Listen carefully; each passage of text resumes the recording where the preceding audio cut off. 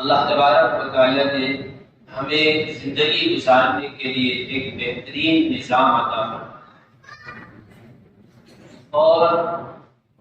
زندگی گزارنے کے لیے، زندگی کے مسائل اور معاملات کو حل کرنے کے لیے جہاں اللہ تبارک و تعالی نے اپنے پاکیزہ کلام کی شکل میں ایک مضبوط ترین، افضل ترین نظام عطا فرمایا، وہیں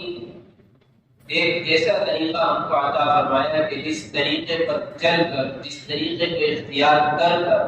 ہم دنیا اور آخرت میں عزت اور سرخروئی حاصل کر کے کل قیامت کے دن کامیاب لوگوں میں شامل ہو کر جنت میں اپنا داخلہ مضبوط کروا سکتے ہیں۔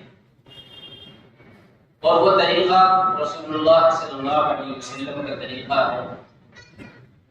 تو آپ صلی اللہ علیہ وسلم نے ایک حدیث مبارکہ میں فرمایا، من سن سنتا حسنتا فلہ اجرها، کہ جب کوئی اچھا عمل کرتا ہے، کوئی خوبصورت عمل کو انجام دیتا ہے، فلہ اجرها، اللہ تبارک و تعالی اس کو اس کا اجر عطا فرماتے ہیں۔ واجر من عمل بها الى یوم القیامہ، اور اس کو دیکھ کر اس سے متاثر ہو کے، اس سے انسپائر ہو کے کوئی اور اگر اس عمل کو اختیار کرتا ہے، کوئی اور اگر اس عمل کو انجام دیتا ہے، وَأَجْرُ مَنْ عَمِلَ بِهَا إِلَى يَوْمِ الْقِيَامَةِ، تو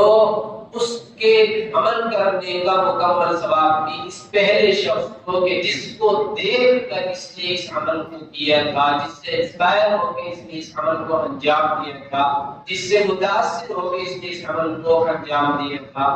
تو اس کو اس کا برابر ثواب پہنچتا رہتا ہے۔ ساتھ ہی نبی نے یہ بھی فرمایا، من غیر ان ینقص من اجورہم شیئا، اور یہ جو ثواب اس کو پہنچتا ہے یہ اس طور پر کہ جو کرنے والا ہے اس کے ثواب میں کسی طرح کی کوئی کٹوتی نہیں کی جاتی، کوئی کمی نہیں کی جاتی، بغیر اس کے ثواب میں کمی کیے ہوئے اللہ تبارک و تعالی پہلے شخص کو بھی برابر ثواب عطا فرماتے ہیں۔ اسی طرح سے نبی علیہ السلام نے فرمایا، وَمَنْ سَنَّ سُنَّةً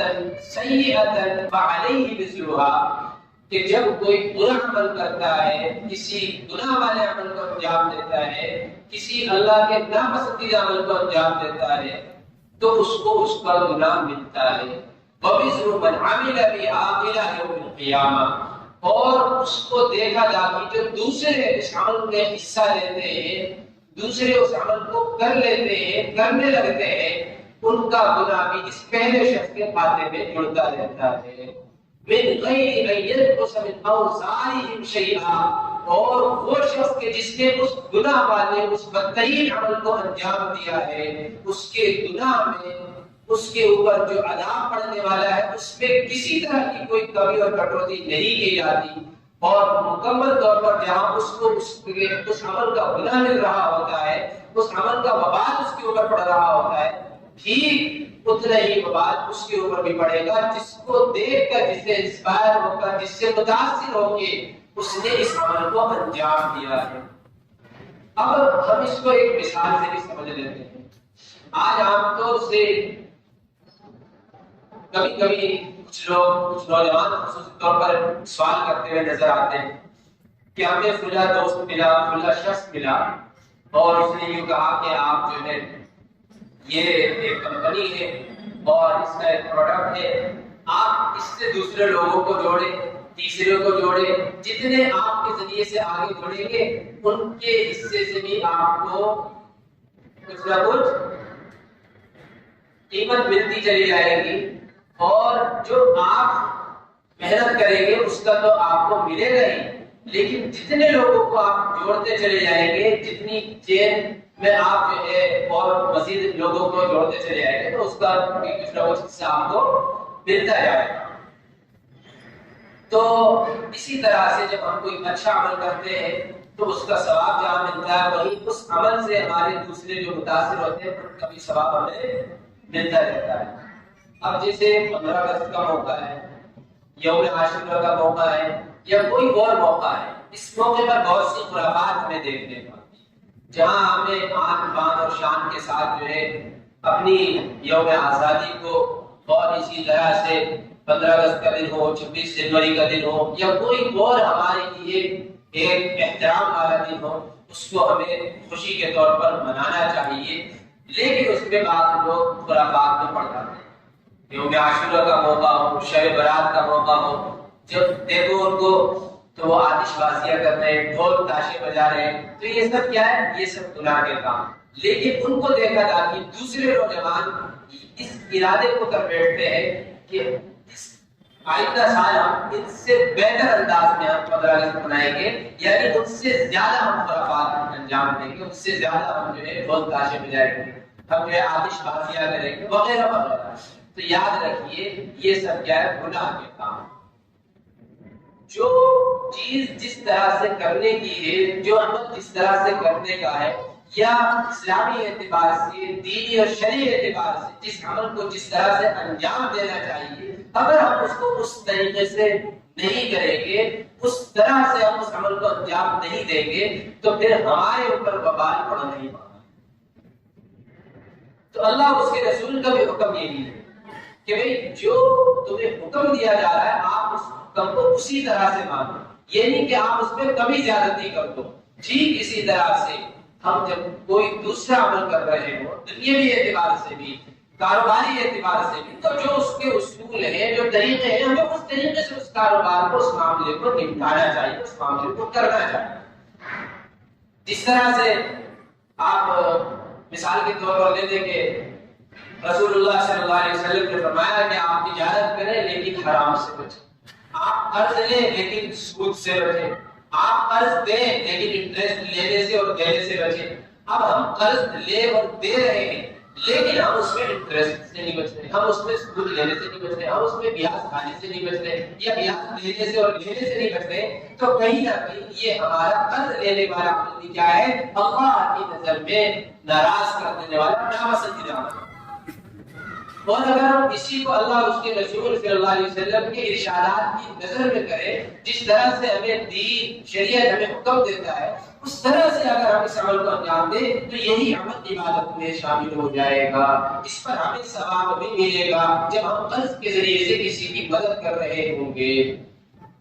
تو اس پر ہمیں ثواب ملے گا. یا قرض جس نے ہم سے لیا ہے وہ ہمیں وقت پر قرض نہیں دے پا رہا ہے، ہم اس کو مہلت دے رہے ہیں، تو اس پر بھی ہمیں ثواب ملے گا. ہم اس کے قرض کو معاف کر دیں، اس پر بھی ہمیں ثواب ملے گا. لیکن جہاں ہم نے اس کے اندر سود، بیاج، انٹرسٹ اور اس طرح کی خرافاتیں لگا دی، تو اب وہ عمل اللہ کی نظر میں کیا ہوا؟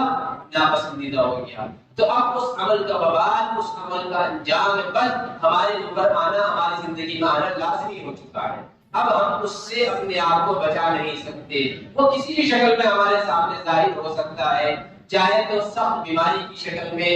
دماغی پاگل پن کی شکل میں. اور دیکھیے اللہ تبارک و تعالیٰ قرآن مجید میں فرماتے ہیں الذین یأکلون الربا لا یقومون الا کما یقوم الذی یتخبطہ الشیطان من المس، کہ کل قیامت کے دن سود خوروں کو، بیاج خوروں کو، انٹرسٹ کے لین دین کرنے والوں کو، تھوڑے پیسے دے کر زیادہ لینے والوں کو اللہ تبارک و تعالیٰ کل قیامت کے دن قبروں سے اس حال میں اٹھائیں گے جیسے قیمتی شخص ہوتا ہے جس کے اوپر کوئی جن، بھوت، پریت، اس طرح کی چیزیں سوار ہو جاتی ہیں، اور وہ شخص بالکل بے ہوشی کی حالت میں رہتا ہے، جیسے کسی نے سخت قسم کا نشہ کر لیا ہو کہ جب اس کو اٹھا کر کھڑا کیا جائے تو وہ واپس گرنے لگتا ہے، واپس گر پڑتا ہے. تو اس شکل میں اس شخص کو اٹھایا جائے کہ جو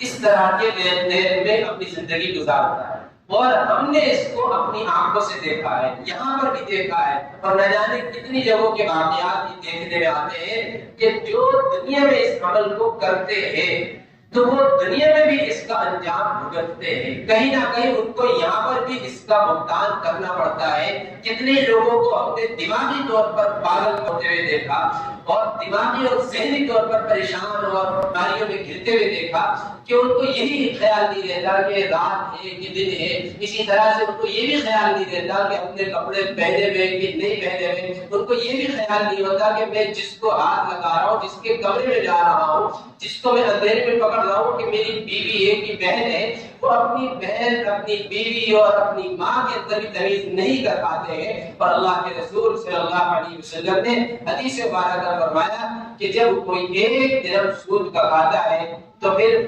یہ 36 مرتبہ زنا کرنے سے زیادہ بھی برا عمل ہے۔ تو معلوم یہ ہوا کہ کوئی شخص زنا کرتا ہے، یہ ایک اپنی جگہ ایک بدترین اور کبیرہ گناہ ہے۔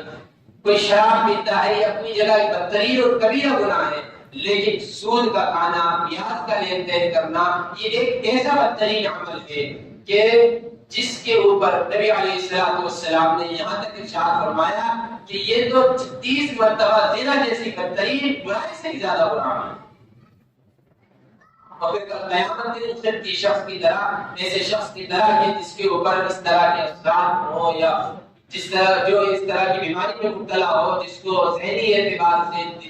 دماغی اعتبار سے، دل کے اعتبار سے کوئی اس کو